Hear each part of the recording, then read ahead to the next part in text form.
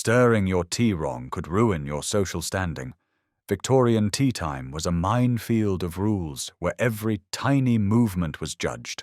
The way you held your cup, where you placed your spoon, whether you added milk first or last, all revealed your social class and breeding. One wrong move marked you as uncultured or ignorant. These rules existed in the collective understanding of Victorian society, passed down through families and enforced through social consequences. Breaking them meant exclusion, gossip, and damaged reputation. The elaborate etiquette served one purpose: separating those who knew the rules from those who didn't. Before we go ahead, subscribe to our channel to support us. Thanks. Let's explore the 20 bizarre rules that governed Victorian tea time. Always stir back and forth. Proper stirring moved the spoon back and forth in a straight line, from 12 o'clock to 6 o'clock. Never in circles. Circular stirring was considered common, marking someone without proper training. The back and forth motion supposedly mixed sugar and milk without creating noise or splashing. The movement should be gentle. Vigorous stirring suggested desperation for sweetness or inability to control oneself. This rule made no practical sense. Circular stirring mixes just as effectively as back and forth motion. The rule existed purely to identify those who knew proper behavior from those who didn't. It was gatekeeping disguised as etiquette. Mothers taught daughters the correct stirring motion from childhood. Young women practiced tea service repeatedly until the back and forth motion became automatic. Getting it wrong at a social occasion was mortifying and marked you as improperly raised. Continental Europeans and Americans found this rule baffling. They stirred in circles without scandal in their own countries. British insistence on this specific motion seemed arbitrary to outsiders, which was exactly the point. The rule separated insiders from outsiders. Never clink the spoon. The sound of a spoon hitting porcelain marked you as crude. After stirring, the spoon should be lifted without touching the cup sides. This quiet service required expensive, high-quality china. Cheap china chipped and made noise easily. The rule reinforced class distinctions through the tableware itself. Spoon behind the cup. After stirring, the spoon had one correct location, behind the cup on the saucer, handle pointing right. Leaving the spoon in the cup signaled you were finished. Placing it beside the cup showed ignorance. The specific placement was actually practical. Spoons left in cups splashed when lifted. Milk order reveals class. Upper classes added milk after pouring tea. Working classes added milk first. The reasoning was practical originally. Fine china withstood boiling tea without cracking. Cheap china needed milk first to prevent thermal shock from the heat. This practical difference became a rigid social marker. The phrase miffy, or IMF, milk in first, was used to describe working-class tea drinkers. The term carried condescension, marking someone as common through their milk-adding habits. Upper classes deliberately added milk last to demonstrate their china could handle it. The behavior itself signaled class regardless of the actual china quality. Even when visiting others' homes with unknown china quality, upper-class people added milk last as ingrained habit. The debate persists today.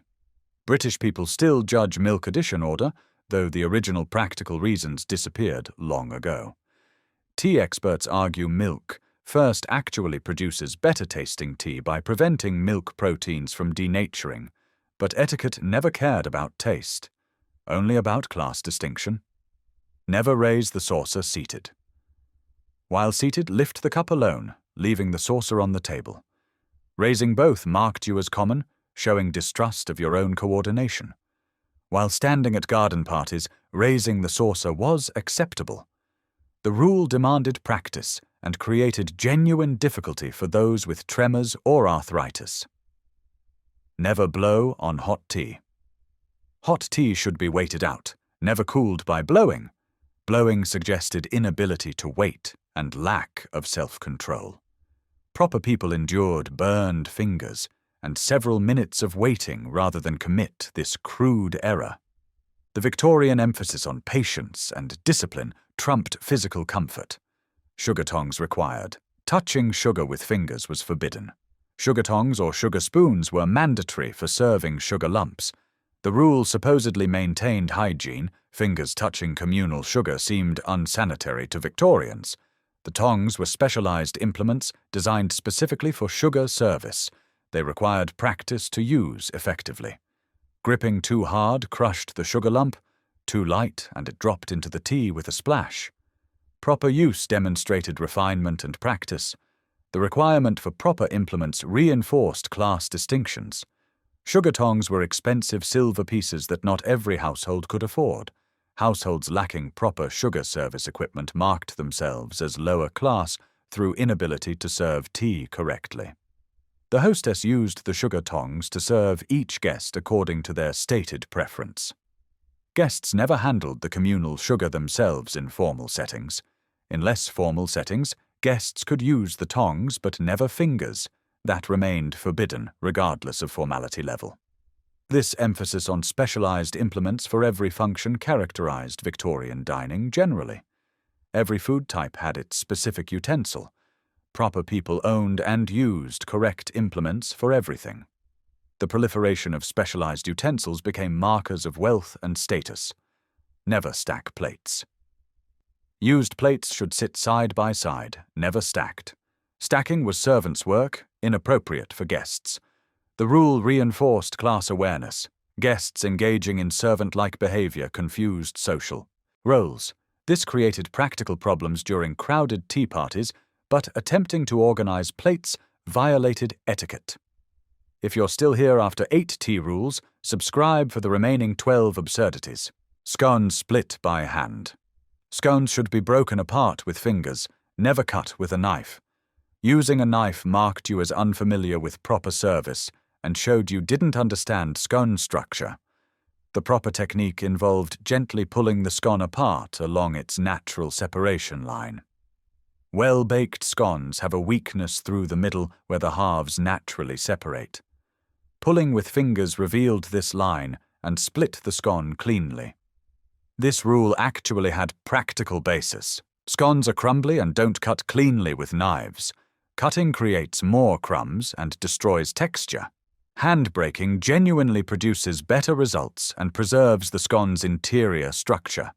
Each half received its own treatment, jam and cream spread on each half separately. The scone halves should never be sandwiched back together after dressing.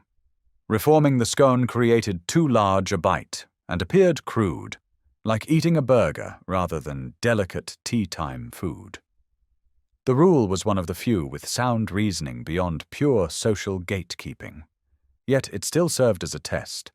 Only people who regularly ate scones knew the proper hand-breaking method. Using a knife immediately identified someone unfamiliar with refined tea service. Jam and cream order. In Devon, cream went first, then jam. Everywhere else in England, particularly Cornwall, jam first, then cream. This fierce regional variation created social confusion and remains contentious today. The Devon method supposedly originated at Tavistock Abbey in the 11th century. After Vikings raided the abbey, the Earl of Devon rewarded reconstruction workers with bread, clotted cream, and strawberry jam. Cream spread like butter, jam on top. This became the first recorded cream tea. Cornwall disputes Devon's claim to correctness. The Cornish argue jam should go first because it soaks into the warm scone, preventing the cream from melting on contact with heat. The cream then sits on top as the crowning glory, their county's finest product displayed prominently rather than hidden under jam. The debate became symbolic of regional identity. Queen Elizabeth II preferred the Cornish method, jam first, which should have settled matters. Devonians refused to concede, insisting cream spread like butter is the only logical method. The order makes no practical difference to taste. Both methods work fine. The passion behind the debate reveals how arbitrary etiquette rules became markers of local pride and identity, transcending class to create regional divisions instead. Never slurp. Tea should be consumed in complete silence. Any audible sipping was unforgivable. Silent sipping required technique, small amounts cooling against the palate before swallowing. Hot tea made this difficult. The emphasis on silence extended to all eating and drinking at Victorian tables. Pinch the handle. The proper grip pinched the cup handle between thumb and index finger, middle finger supporting from below. Ring and pinky. Fingers should curve naturally without extension. The extended pinky, sticking out while holding the cup, was considered affected and pretentious, an error as serious as using wrong implements. The pinching grip required practice to master. The cup had to remain stable and level without visible effort or tension. Proper people made correct cup holding look effortless through years of practice since childhood. This specific hand position became visual shorthand for refinement and elegance. Paintings and photographs of elegant society always showed this correct grip. The visual vocabulary of proper tea drinking included this exact hand position as essential element. The grip had some practical basis. Pinching provided good control while maintaining appearance of delicacy. Looping fingers through the handle appeared clumsy and suggested lack of finesse or inability to handle delicate objects properly.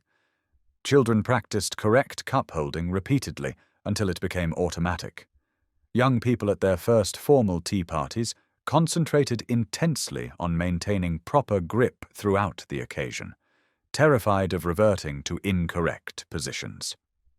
Victorian tea party photographs reveal how thoroughly this rule was followed. Every participant holds cups identically, the proper pinching grip with naturally curved fingers. The uniformity demonstrates the rule's complete acceptance across social classes, a tempting refinement. Never refill your own cup first. The hostess controlled tea service, pouring for others before herself. Guests never self-served except informally. Self-service suggested the hostess was failing in her duties or that proper order had broken down. The hostess's role was critical to the entire gathering. She set the tone, ensured everyone had refreshments, and managed the social dynamics. Controlling tea service was central to demonstrating hospitality and social competence. The refill order followed social hierarchy. Important guests received offers first, working down through social rank. This reinforced the hostess's authority as orchestrator of social occasions and ensured everyone understood their position. This created pressure on hostesses to monitor all guests' cups constantly, offering refills at appropriate times without being asked. A guest finishing their tea without a refill often reflected badly on the hostess's attention and hospitality skills. Men never poured tea in mixed company. Tea service was feminine domain. A man pouring tea suggested no proper woman was present.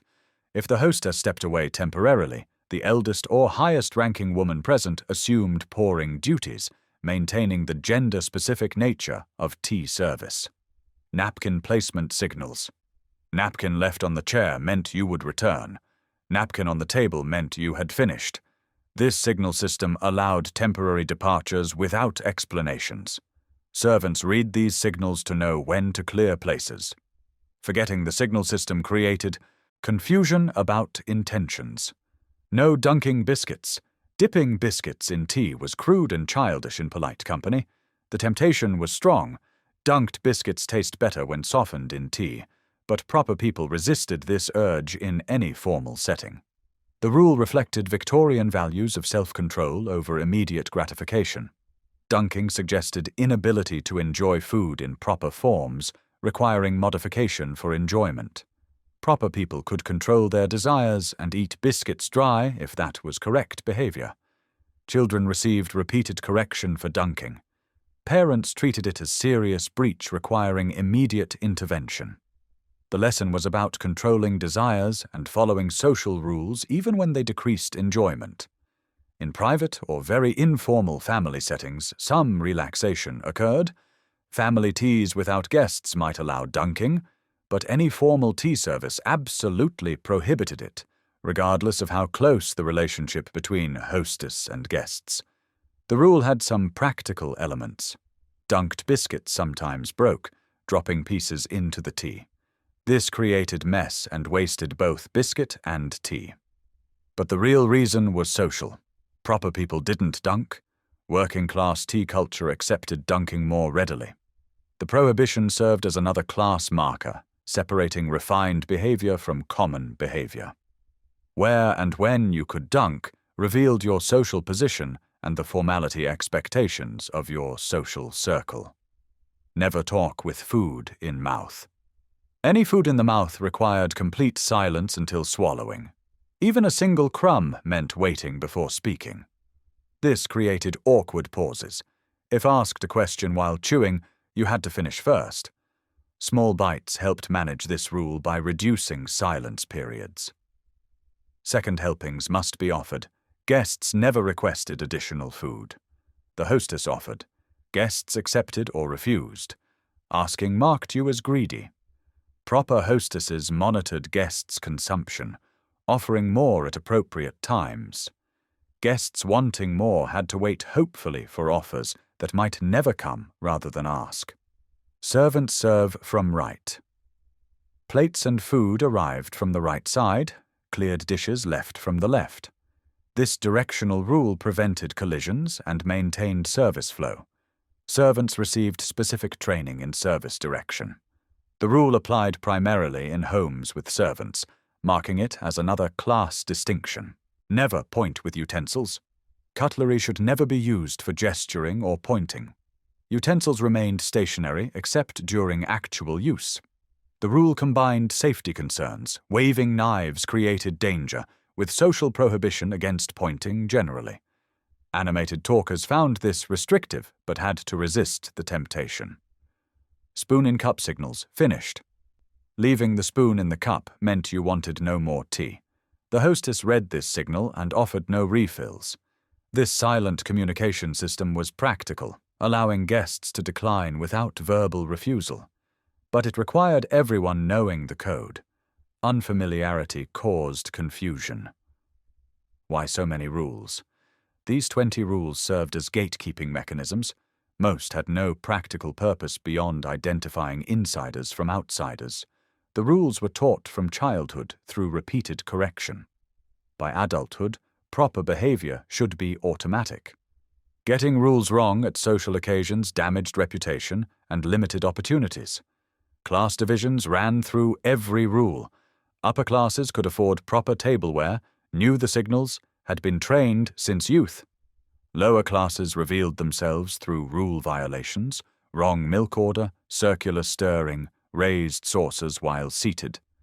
The psychological pressure was intense. Guests monitored their own behavior constantly. Hostesses watched guests while appearing not to watch. Everyone performed under mutual surveillance, knowing one mistake could have social consequences. So, which rule seems most ridiculous? Let me know in the comments. If you enjoyed this exploration of Victorian social absurdity, subscribe for more stories about how people really lived in the past. Thanks for watching.